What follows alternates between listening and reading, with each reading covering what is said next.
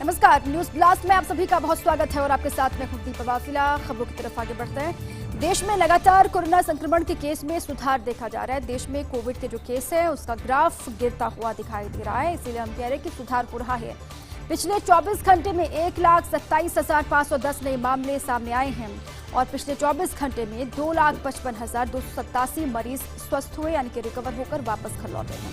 और पिछले 24 घंटे में 2,795 मरीजों की कोविड की वजह से मौत हुई है, उनकी जान गई है। और भारत में कोरोना के अब तक 2,81,75,044 मामले सामने आ चुके हैं और भारत में अब तक कोरोना के 2,59,47,629 मरीज रिकवर हुए, स्वस्थ होकर वापस घर लौटे हैं। और साथ ही अब तक कोरोना के 18,95,520 एक्टिव केस हिंदुस्तान में हैं। भारत में कोरोना से अब तक 3,31,895 लोगों की मौत हुई है। ये अभी तक का पूरा डेटा है, कितने लोगों ने अपनी जान गंवाई है कोविड की वजह से हिंदुस्तान में। 3 लाख से ज्यादा का ये आंकड़ा है, 3,31,895। और साथ ही भारत में अब तक 21,60,46,638 लोगों को कोरोना की वैक्सीन लगी है। अभी हालांकि कई राज्य ऐसे हैं जहां पर वैक्सीनेशन की प्रक्रिया को रोक दिया गया वैक्सीन की कमी की वजह से, लेकिन अभी जो केसेस आ रहे हैं कोविड के वो थोड़ी सी राहत देने वाली वो आंकड़े हैं, वो डेटास हैं। इसीलिए हम कह रहे हैं कि जो ग्राफ है वो हर गुजरते दिन के साथ घटता हुआ दिखाई दे रहा है। 24 घंटे का आंकड़ा आपके सामने है, 1,27,510 नए मामले सामने आए हैं 24 घंटे के भीतर। और साथ ही 2,55,287 मरीज रिकवर होकर वापस घर लौटे हैं। 24 घंटे का ये पूरा डेटा है। और साथ ही 24 घंटे में 2,795 मरीजों को अपनी जान गंवानी पड़ी है कोविड की वजह से। भारत में कोरोना के अब तक 2,81,75,044 मामले सामने आ चुके हैं। ये अभी तक का पहली लहर, दूसरी लहर, अब तक का ये पूरा डेटा है। 2,81,75,044 का अभी तक के कुल केसेस हैं। भारत में अब तक कोरोना के 2,59,47,629 मरीज रिकवर होकर वापस घर लौट चुके हैं। और साथ ही कोरोना के 18,95,520 एक्टिव केस हैं भारत में। और साथ ही अब तक 3,31,895 लोगों ने जान गंवा दी है। और अब तक 21,60,46,638 लोगों को कोविड वैक्सीन लगाई जा चुकी है। अभी भी वैक्सीन की प्रक्रिया हालांकि चल रही है, वैक्सीन की कमी है। केंद्र की सरकार ये कह रही है कि जल्द ही वैक्सीन की आपूर्ति अलग अलग राज्यों को कर दी जाएगी और उसी तरीके से युद्ध स्तर पर फिर से वैक्सीनेशन की प्रक्रिया आगे बढ़ेगी। कोरोना के केस कम, संक्रमण दर में इजाफा हुआ है। कोविड के केस कम है लेकिन संक्रमण जो दर है उसमें इजाफा हुआ। प्रदेश में कोरोना के आंकड़ों का पोस्टमार्टम पिछले 24 घंटे में महज 20,040 कोरोना जांचें हुई हैं, जबकि रोजमर्रा में हो रही थी 50 से 60,000 जांचें। ये 24 घंटे की बात हम आपको बता रहे हैं कि पिछले 24 घंटे में महज 20,040 कोरोना की जांचें हुई, जबकि रोजमर्रा में हो रही थी 50 से 60,000 जांचें। राजस्थान में अधिकतम 99,000 हो चुकी एक दिन में जांचें और जांच के हिसाब से 24 घंटे में सामने आए 1,498 पॉजिटिव केस, यानी कि प्रदेश में संक्रमण दर रही 7.47%, जबकि परसों संक्रमण दर 5% से भी नीचे रही थी। अब 5 से 7.47 हो गई है। ये जो चिंता वाली बात है, लगातार कई कदम उठाए जा रहे हैं, सरकारें कह भी रही है, लेकिन उसके बावजूद भी जो संक्रमण दर है उसमें कमी नहीं आ रही है, इजाफा हो रहा है। कोरोना के केस कम, संक्रमण दर में इजाफा। प्रदेश में कोरोना के आंकड़ों का पोस्टमार्टम आपके सामने है कि पिछले 24 घंटे में महज 20,040 कोरोना की जांचें हुई हैं। अक्सर पिछले दिनों आपने देखा था कि 50 से 60,000 जांचें हो रही थी, उसके हिसाब से भी केसेस कम आ रहे थे, इसलिए राहत की सांस ली जा रही थी। लेकिन अब 20,040 जांचें ही की गई हैं 24 घंटे में। और राजस्थान में अधिकतम 99,000 एक दिन में जांचें हो चुकी हैं। और जांच के हिसाब से 24 घंटे में जो 20,040 जांचें हुई हैं, उसके हिसाब से 24 घंटे में 1,498 पॉजिटिव केस निकलकर सामने आए हैं, जो कि चिंता वाली बात है। यानी कि प्रदेश में संक्रमण दर रही 7.47% की, जबकि परसों तक का आंकड़ा यह है कि संक्रमण दर 5% से भी नीचे रही थी। अब इसको लेकर किस तरीके से आगे बढ़ा जाता है, क्योंकि स्वास्थ्य महकमे के लिए भी परेशानी वाली बात है और साथ ही पूरे राजस्थान के लिए भी परेशानी वाली बात है कि कोरोना के केस में कमी देखी जा रही है, लेकिन जो संक्रमण दर है उसमें लगातार इजाफा हो रहा है।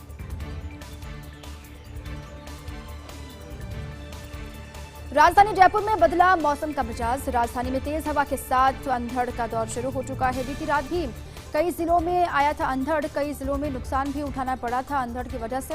अब ये खबर है कि राजधानी जयपुर में मौसम का मिजाज बदला है। मौसम विभाग ने भी कहा था कि कई हिस्से ऐसे हैं जहां पर मौसम में तब्दीली हो सकती है। अब राजधानी में तेज हवा के साथ अंधड़ का दौर शुरू हो चुका है। राजधानी के कई इलाके ऐसे हैं जहां पर तेज आंधी चल रही है। खबर ये भी कि आज के दिन शाम तक कई हिस्सों में तेज बारिश भी हो सकती है। मौसम विभाग ने जैसे कि कहा था, और बीती रात भी कई जिलों में अंधड़ आया था। कई जगहों पर नुकसान की भी खबरें सामने आई थी, हालांकि जनहानि नहीं हुई। ये राहत वाली बात है। और इसी पर मेरे सहयोगी करीना जुड़ चुकी हैं, सीधा उन्हीं का रुख करती हूँ। करीना, अचानक से मौसम में तब्दीली आ गई है, मौसम बदल गया है जयपुर का। कौन कौन से हिस्से ऐसे हैं जहां पर बारिश हो रही है और ये राहत वाली बारिश एक तरीके से हो सकती है बढ़ती गर्मी के बीच में?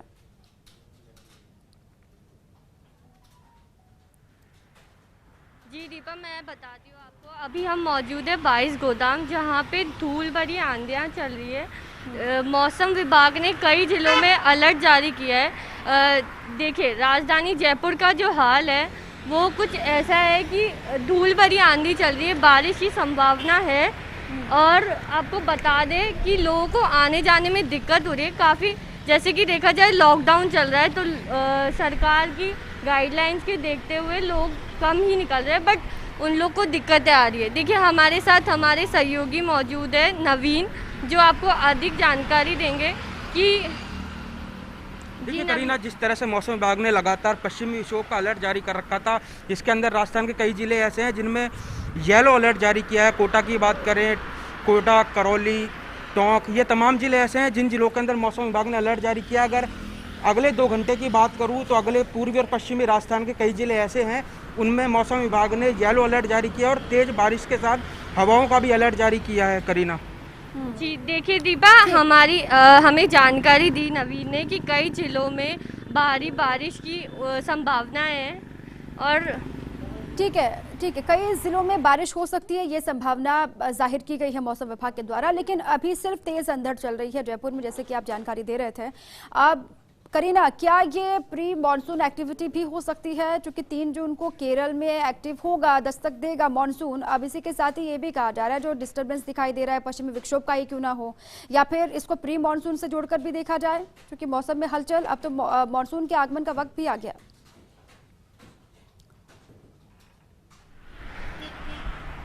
जी दीपा, बताया जा रहा था कि 16 जून तक राजधानी में मॉनसून की आने की तैयारियां हैं। उसकी ही देखते हुए ये मौसम में जो बदलाव आ रहा है। और देखिए, आप कई जिलों में बारिश चालू हो गई है। और आपको बता दें कि जैसे ये धूल चल रही है। चलिए, ठीक है, बहुत शुक्रिया करीना आपका जानकारी देने के लिए भी, क्योंकि तेज़ आंधी है, अंधड़ का दौर शुरू हो चुका है। अब इसे प्री मानसून एक्टिविटी भी कह सकते हैं, क्योंकि 16 जून वो वक्त है। मौसम विभाग ने कहा था कि हो सकता है तब तक मानसून की दस्तक हो सकती है प्रदेश में। लेकिन उससे पहले जो बदलाव मौसम में है, अब इससे गर्मी, जो उमस की स्थिति बनी थी राजधानी जयपुर में, उससे थोड़ी सी राहत यहाँ के लोगों को मिलती हुई दिखाई दे रही है। अब न सिर्फ जयपुर बल्कि प्रदेश के अलग अलग हिस्से ऐसे हैं, वो पूर्वी राजस्थान की बात करें, पश्चिमी राजस्थान की बात करें, वहाँ पर मौसम में तब्दीली पिछले कई दिनों से देखी जा रही है। कई हिस्सों में तेज बारिश भी हो रही है, कहीं पर तेज हवाएं चल रही हैं, अंधड़ का दौर भी है। लेकिन राहत वाली बात यह है कि जनहानि नहीं हुई है। कई जगहों से नुकसान की खबरें आई, जहां पर टिन शेड उड़ गए, बिजली के खंभे गिर गए, तमाम खबरें ऐसे आई थी। लेकिन अभी राजधानी जयपुर से ऐसी खबर नहीं है। अंधड़ का दौर शुरू हुआ है, लोग वैसे भी घरों में कैद हैं, लॉकडाउन है, उसके बीच में ये मौसम राहत देने वाली हो सकती है, थोड़ी बहुत गर्मी और उमस से। आगे बढ़ते हैं। WHO ने भारत में मिले कोरोना के वेरिएंट को नया नाम दिया है। WHO ने भारत में जो कोविड का नया वेरिएंट मिला उसको नाम दिया। भारत में मिले वेरिएंट का नाम कप्पा और डेल्टा रखा गया है WHO की तरफ से। WHO ने ब्रिटेन में मिले वेरिएंट का नाम रखा अल्फा, और अफ्रीका में मिले वेरिएंट का नाम बीटा रखा गया है। ब्राजील में मिले वेरिएंट को गामा नाम दिया गया।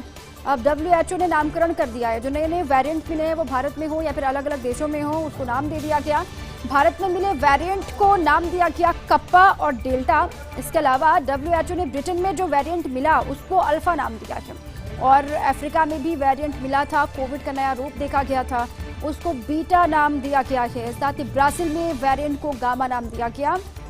अलग अलग जो वेरिएंट कोविड के दिखाई दे रहे हैं वो बहुत खतरनाक हैं। अलग अलग देशों में जो देश के लोग हैं वो अलग अलग वेरिएंट का सामना कर रहे हैं। भारत में जो वेरिएंट है उसको नाम दिया गया कप्पा और डेल्टा, और साथ ही अलग अलग देशों में भी अलग अलग नाम WHO की तरफ से नए नए वेरिएंट्स को दिए गए।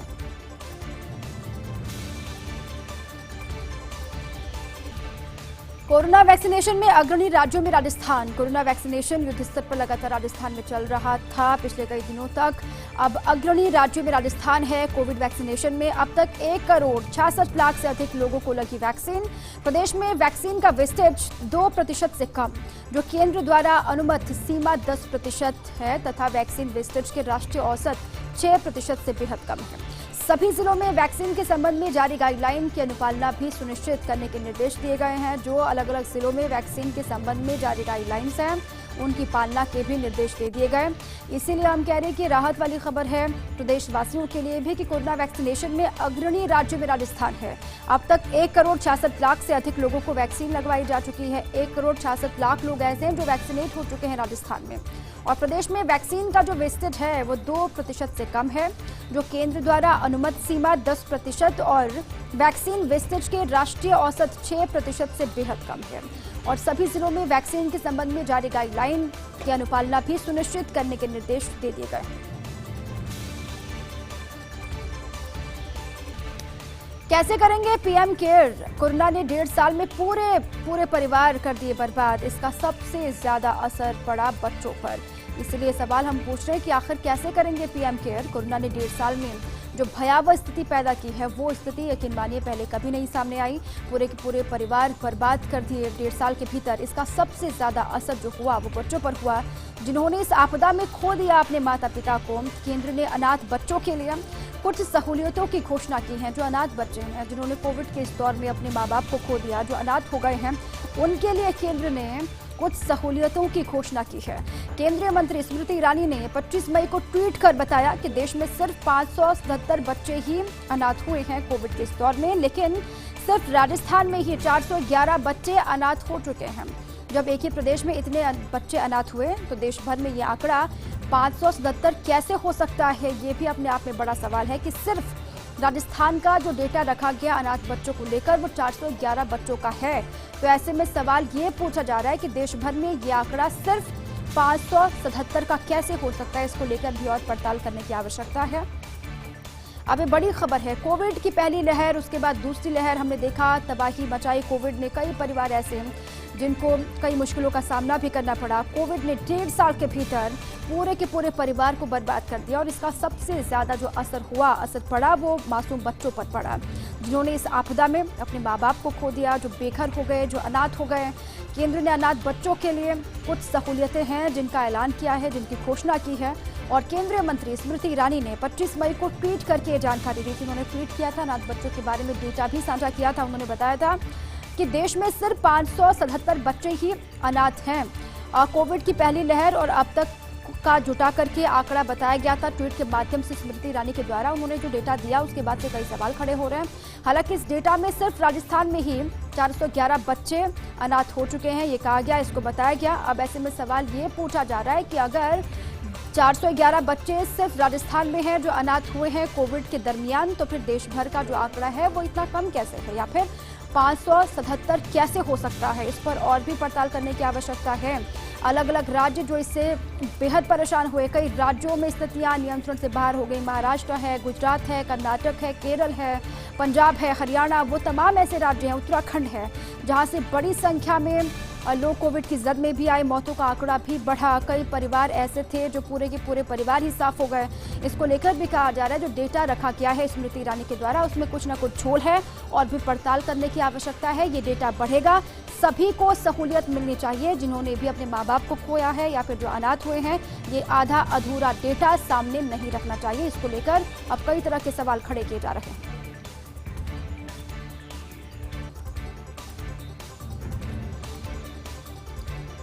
ब्रेक के बाद आगे बढ़ते हैं। कोवैक्सीन का बढ़ेगा उत्पादन। भारत बायोटेक जुलाई तक हर माह बनाएगी 10 से 12 करोड़ डोज, ये अहम जानकारी है। वैक्सीन की भारी कमी है, इसी बीच राहत वाली खबर भी है। कोवैक्सीन का बढ़ेगा उत्पादन। भारत बायोटेक जुलाई तक हर महीने बनाएगी 10 से 12 करोड़ डोज। उत्पादन क्षमता से वृद्धि के साथ अगस्त तक उपलब्ध होगी 25 करोड़ वैक्सीन, ये जानकारी है। सीरम ने भी जून अंत तक 10 से 12 करोड़ डोज उत्पादन की बात कही है। ये राहत वाली बात हो सकती है, इसकी दरकार भी है। लगातार केंद्र पर सभी की निगाहें हैं। अलग अलग राज्य ऐसे हैं जहां पर वैक्सीन की भारी कमी है। ये कहा गया अलग अलग राज्यों के द्वारा कि केंद्र की सरकार कंपनियों को कहें कि जल्द से जल्द उत्पादन बढ़ाया जाए। अब ये खबर है कि भारत बायोटेक जुलाई तक हर महीने 10 से 12 करोड़ डोज बनाएगी। वैक्सीन की उत्पादन क्षमता में वृद्धि के साथ अगस्त तक उपलब्ध होगी 25 करोड़ वैक्सीन। और साथ ही सीरम ने भी जून अंत तक 10 से 12 करोड़ डोज उत्पादन की बात अपनी तरफ से कही है। इसको लेकर लगातार इंतजार किया जा रहा है। परदेसी पावड़े अभी दूर, देसी सैलानी ही लगाएंगे प्रदेश में पर्यटन व्यवसाय की नैया पार। अब ये उम्मीद है कि परदेसी जो पावड़े आते थे वो अभी बहुत दूर हैं।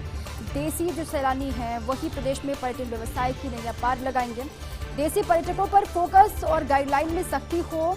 गाइडलाइंस में संभले तो सुरक्षित होंगे आरटीडीसी के होटल्स, ये कहा जा रहा है। गाइडलाइंस को फॉलो किया तो फिर आरटीडीसी के जो होटल्स हैं वो सुरक्षित होंगे। कोरोना की दूसरी लहर की मार से पर्यटन निगम भी अछूता नहीं है। पर्यटन निगम भी इससे बेहद परेशान हुआ। पर्यटकों की भारी कमी देखी गई, जिससे कहा गया कि आखिर कब दिन पहले जैसे होंगे। दिल्ली, एमपी, हरियाणा, गुजरात समेत 10 राज्यों के पर्यटकों के लिए राजस्थान हॉटस्पॉट। हालांकि हालात सामान्य होने के लिए दिवाली तक का इंतजार करना पड़ेगा, ये कहा जा रहा है। अभी हालात सामान्य होते हुए दिखाई नहीं दे रहे, दिवाली तक का इंतजार है। उम्मीद ये की जा रही है कि दिवाली तक हालात सामान्य हों।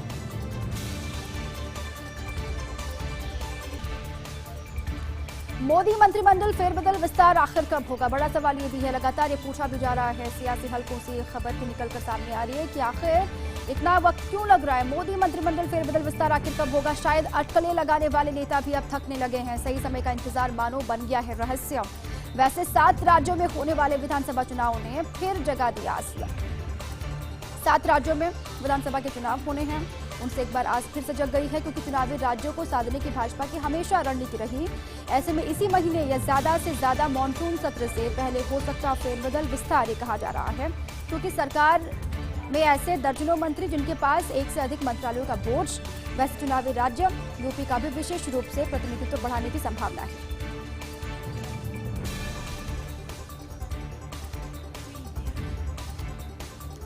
तो यूपी को लेकर भी लगातार कहा जा रहा है। आगे बढ़ते 3 विधायक केंद्रीय मंत्री के दावेदार हैं। जानकार सूत्रों ने इसके संकेत दिए हैं। सर्बानंद सोनोवाल, त्रिवेंद्र सिंह रावत, मुकुल रॉय के नामों को लेकर चर्चा हो रही है।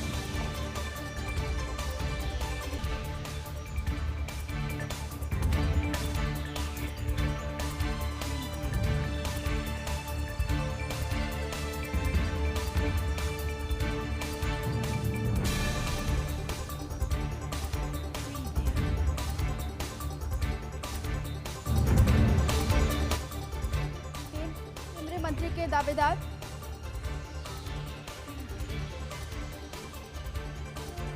ये महत्वपूर्ण खबर आपके सामने है। 3 विधायक केंद्रीय मंत्री के दावेदार, जानकार सूत्रों ने इसके संकेत दिए हैं। सर्बानंद सोनोवाल, त्रिवेंद्र सिंह रावत और मुकुल रॉय के नामों को लेकर चर्चा। तीनों ही नेताओं को केंद्र में मिल सकता मंत्री पद का तोहफा, ये कहा जा रहा है, क्योंकि प्रदेश की सियासत में तीनों नेताओं ने पार्टी के लिए की थी जी तोड़ मेहनत। और इतना ही नहीं, अब सहयोगी पार्टियों को भी मिल सकती मंत्रिमंडल में जगह, ऐसा कहा जा रहा है। फिलहाल अभी सहयोगी के रूप में रामदास अठावले ही एकमात्र केंद्रीय मंत्री, और संभावित मंत्रिमंडल फेरबदल विस्तार में अन्य सहयोगियों को भी मिल सकती है जगह, ऐसा कहा जा रहा है।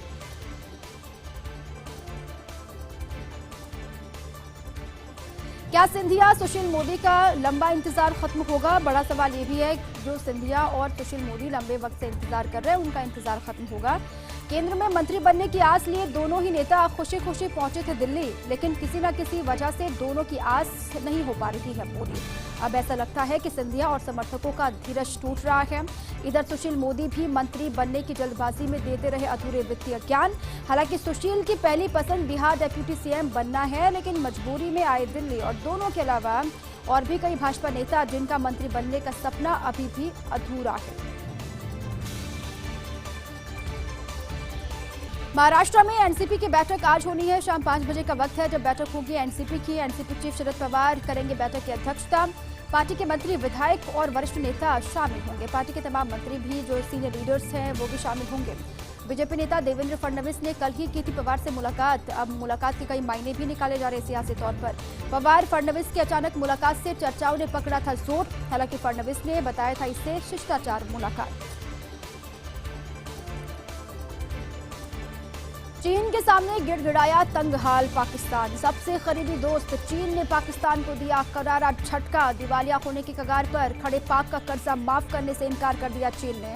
चीन पाक कॉरिडोर के तहत चीन ने दिया था 22,000 करोड़ का कर्ज पाकिस्तान को, जिसको पाकिस्तान ने माफ करने की गुहार लगाई थी। चीन के सामने वो गिड़गिड़ाया था, लेकिन चीन ने पाकिस्तान की इस मांग को सिरे से नकार दिया है, खारिज कर दिया है। पाक दिसंबर 2020 तक 22 लाख करोड़ का था कर्जा पाक पर। उसकी जीडीपी 109% और 2023 तक 220% तक पहुंच सकता है ये आंकड़ा, ये कहा जा रहा है।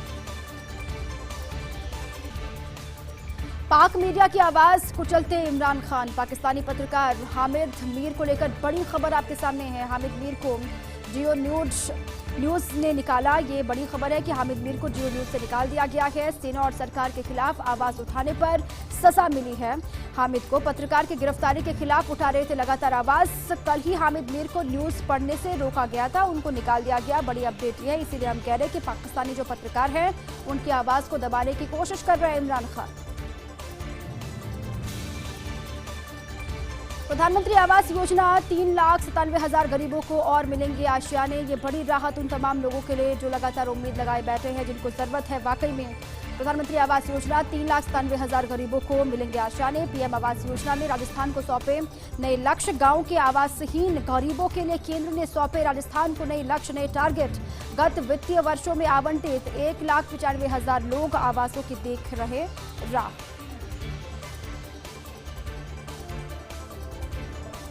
व्यापारियों को राहत देने के लिए रेलवे की पहल है। अब 10 डिब्बे की छोटी मालगाड़ी भी हो सकेंगी संचालित, ये बड़ी राहत है। 30 सितंबर तक मालगाड़ी संचालन को लेकर निर्णय किया गया। माल परिवहन कम होते देख व्यापारी मांग कर रहे थे और 20 कोच के बजाय कम कोच की मालगाड़ी चलाने की मांग लगातार वो कर रहे थे। कई दफा व्यापारियों का काम कम माल होने पर चुकाना पड़ रहा पूरा किराया। कई बार व्यापारियों को कम माल होने के बावजूद भी ज्यादा किराया चुकाना पड़ रहा है।